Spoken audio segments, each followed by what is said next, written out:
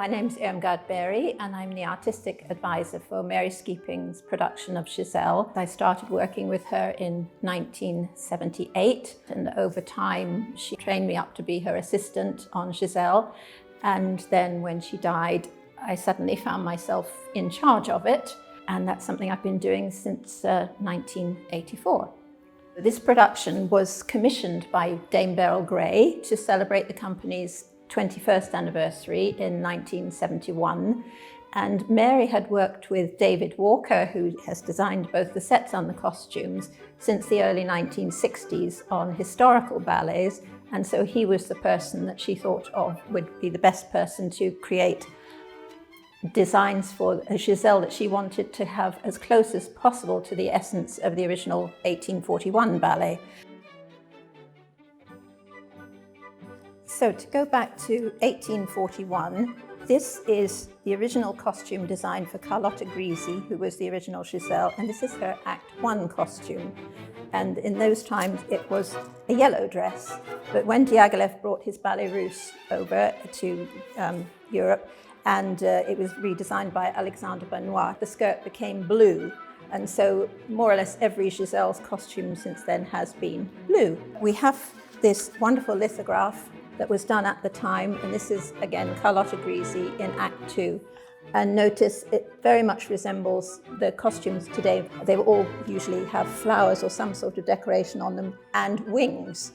So it's very important that the Wilis at least have wings.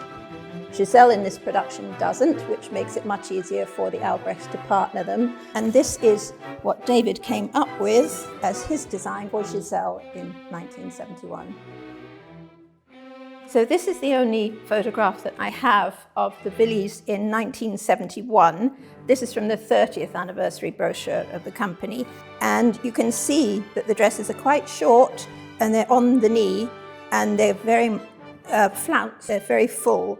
But I say David Walker changed that in 2005 because I think he preferred the dresses he designed for La Sylphide, which were much softer and slightly longer, and they do float much better than these.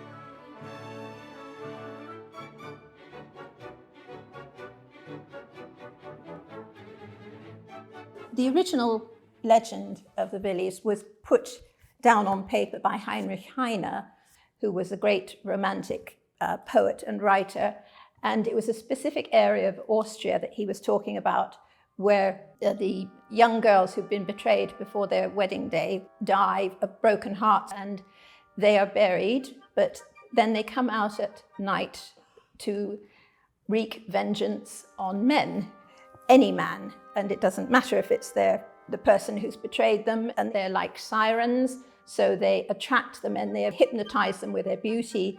And once they've got them in their power, they dance them to death. And so that's why 𝗬𝗬𝗡𝗘𝗗𝗏 thought this would make a great ballet, because it was all about dance plus supernatural, which was very much a thing of the 1840s. And the wonderful thing is that Heine actually gives a description of them. And he says they're arrayed in their wedding garments, wreaths of flowers and fluttering ribbons on their heads, sparkling rings on their fingers, and they dance in the moonlight just like elves. Well, if you think of ballet, it's pretty impossible to have them with rings.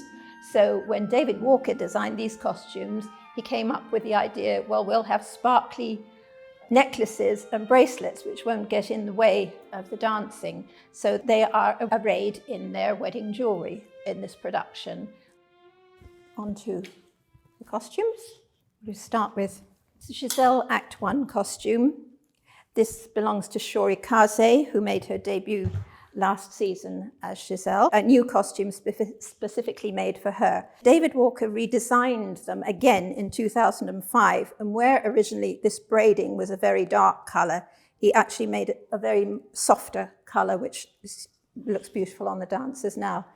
And these little sleeves can be worn either off the shoulder or on the shoulder, depending what the girls prefer. And underneath we have the layers of tulle, which gives a beautiful flow to the costume, especially when they're doing their Act 1 solos. Giselle's costume is blue, so it stands out from everybody else's. And I give the reason that she's going to be crowned Queen of the Vintage that day. So she's not in the costumes that everybody else is wearing, their lovely autumnal colours. She's wearing her party frock, just to be crowned in it. And obviously, at the time, it was done to distinguish that this is the ballerina of the piece, but it's also a way of saying that she's all dressed up, she's all ready to be crowned, because that's the reason why she's at home that day when Albrecht comes to call, and she's not working in the vineyards with the rest of her friends.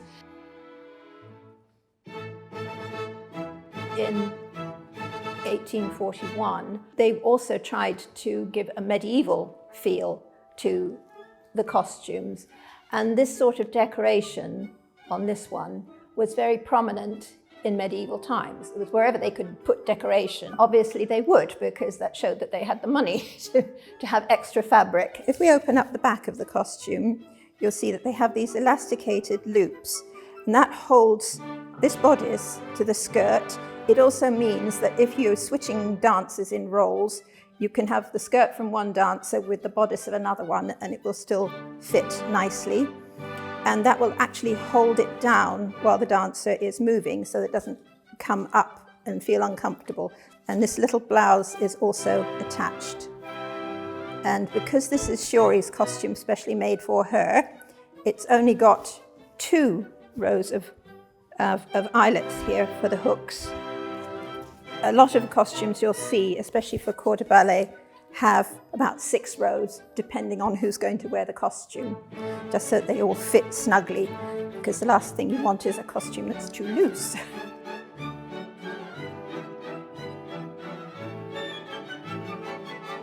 Now we come to Giselle's Act 2 costume, and this is beautiful silk organza, which moves like heaven when they dance. And again, underneath the skirt is a tulle petticoat, so that it just flows and it looks weightless on them.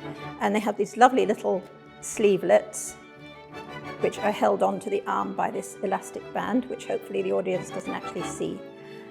Now, this is all hand done here, and every little sparkle is hand sewn on the skirt. And we also have this hand-painted ivy. Now, the reason for this is that it's meant to show that the Wilis have been in the ground for some time, and of course stuff starts to grow on them, but it also has a very beautiful effect. Now, with Giselle's dress, you'll notice in the ballet it is much lighter than the Wilis' dresses, because she hasn't been in the grave as long as the other Wilis have. And the bottom is dyed a slight green, and that is to show that the hem is damp. And that is because they're not creatures of the air, they are the spirits of the dead girls. And so the dress is damp as they come up out of the ground. And that was also as part of the legend of the Wilis, to warn passing men that these were not nice spirits, but ones that will harm them. If you saw a damp hem, it meant run for your life. The 𝗦𝗧𝗔𝗘𝗗 costume, it's exactly the same as the other Wilis, and the only difference is that she wears a beautiful crown to show that she's the queen. As you can see, hers is dyed much more than Giselle's. Also, the bodice has been dyed very, very slight green, so that it looks like she's been in the ground a bit longer than Giselle. It also is wonderful for lighting because it reflects the green light of the forest in the moonlight. Now, here we have the wings, and they're attached and then sewn in to each costume. And again, they're dyed to match the dress. And all these costumes are boned, and it's a steel bone, and it runs down the seams, and that will keep the bodice nice and solid for them. It's the same in any costume for this period. They're usually boned to give the effect of having a corset on, because costumes at this time, say 1841, which David Walker is trying to portray in this, were meant to resemble costumes that people wore in everyday life. So the ladies would still have been wearing corsets.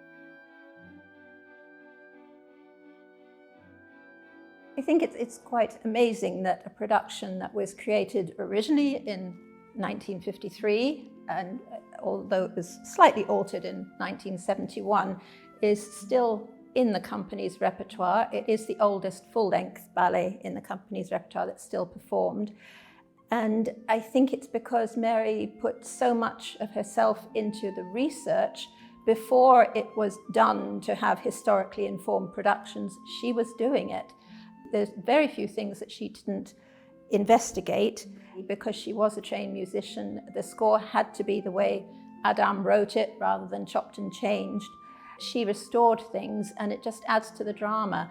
And I think that's what people love about her production. It's not just the beautiful costumes by David Walker and the beautiful sets help, but the way she creates this drama is just timeless.